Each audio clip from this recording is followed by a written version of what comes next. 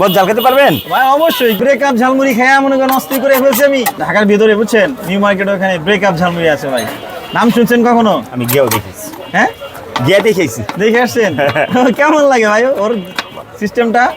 ভালো। ব্রেকআপ ঝালমুড়ি, তারপর কি যেন সুইসাইড ঝালমুড়ি। হ্যাঁ সুইসাইড ঝালমুড়ি, কত রকম ঝালমুড়ি। ও রুবেল ভাইরে চিনেন আপনি না? আপনার কথা বলছিলাম, বলছে যে সালাম দিয়েন আমারে।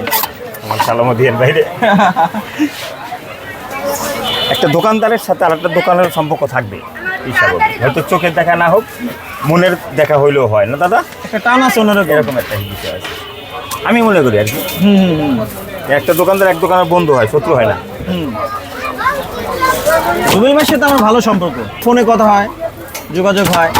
নিউ মার্কেট গেলে ভিডিও করে চলে আসি। দারুণ সিস্টেমটা।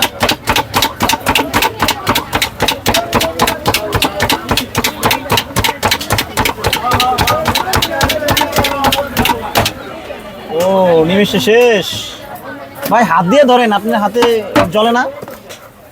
জ্বালাপোড়া করে না? আর কত জ্বলবে ভাই আমরা বোম্বাই মরিচ ধরলে ভাই কাইট হয়ে যায় ভাই। অভ্যস্ত না ভাই, চামড়া একদম ইয়ে হয়ে গেছে না? মোটা হয়ে গেছে। ও আচ্ছা।